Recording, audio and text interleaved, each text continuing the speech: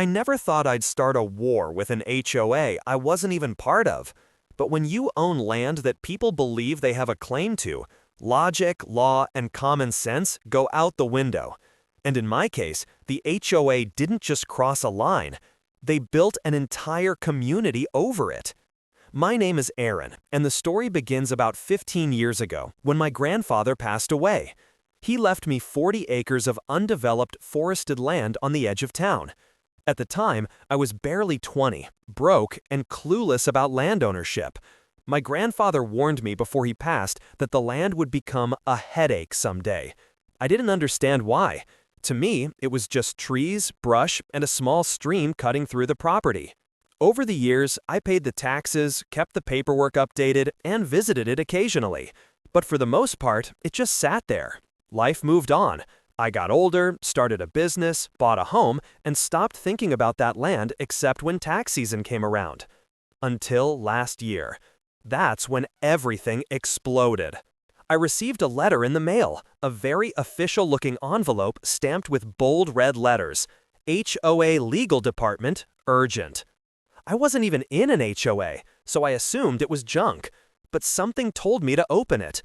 Inside was a beautifully formatted cease-and-desist letter accusing me, of trespassing, encroachment, disturbance of community property, and violating HOA covenants. It stated that I had entered private community land without authorization, that I had disrupted HOA members' peaceful enjoyment, and that I was illegally altering HOA-maintained trails. I remember laughing when I read it. Then I reached the last paragraph. Failure to comply within 14 days will result in legal action, financial penalties, and the pursuit of all remedies available under HOA charter and state law. They signed it with a flourish. Marjorie Ellingsworth, HOA president. I sat there at my kitchen table, letter in hand, rereading it with a growing sense of irritation, because there was no way, absolutely no way, that any HOA had authority over my property. So I looked up the address of the HOA, and my jaw hit the floor. The HOA wasn't next to my land. It was on my land. The community, the houses, the walking paths, the green belt, the cute little dog park, they were all sitting smack in the middle of the 40 acres my grandfather left me. I thought it had to be a mistake. So I grabbed my old survey papers, the original land deed, pulled the county GIS map online, and checked everything over and over. But the story was simple. When my land sat undeveloped for years, the surrounding neighborhoods had slowly expanded. The developer who built the HOA community clearly never checked the historical title records thoroughly. They built 22 houses, a clubhouse, and 2 walking trails on acreage that did not belong to them. Not a foot over, not a few inches. A massive chunk. It was like building a neighborhood inside someone else's backyard. And now these people had the nerve to tell me to stop trespassing? I wasn't angry. Not yet. First, I was curious. How had nobody noticed? Then I realized. They had noticed. But only after I visited the land 2 weeks earlier and marked the boundaries with orange flags. I did it because I was planning to clear a portion to build a cabin. Some of the flags must have appeared inside their precious community, and someone panicked. So instead of asking questions, they tried to intimidate the mysterious land guy with a cease-and-desist letter. I wasn't in the mood to be intimidated. So I drove over to the HOA community the next day. I pulled up to a neat little gated entrance with decorative stone pillars and a brand new metal sign. Willow Creek Community. Private property. The gate was open, so I walked in. 2 women walking their dogs gave me suspicious looks. A man edging his lawn stared at me like I was a burglar. You'd think I had a neon sign on my forehead. Outsider. I wanted to laugh. This was all my land. Every inch of it. I walked towards the clubhouse, where I saw a small group of women arranging flowers and planters. One of them, a stiff-looking woman in her 60s with perfectly sprayed white hair, stood up the moment she saw me. She marched toward me so quickly I thought she might sprint. "You," she snapped, pointing a long acrylic nail at me. "You again! Didn't you receive the letter? You are not allowed here!" I held out my hand politely. You must be Marjorie." She didn't shake my hand. "That's President Marjorie Ellingsworth," she corrected sharply, "and you are trespassing on Willow Creek property." I almost burst out laughing. Instead, I pulled the folded cease-and-desist letter from my jacket and handed it to her.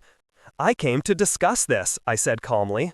"There's nothing to discuss," she said, waving me off. "Leave now, or we will pursue further action." I smiled.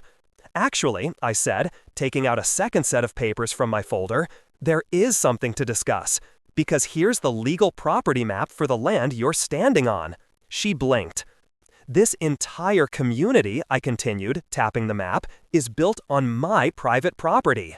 Marjorie's face went pale. "Excuse me?" she whispered. "Your houses? My land. Your clubhouse? My land. Your flower planters? My land. The sidewalks? My land." I paused. "You're welcome for the view, by the way."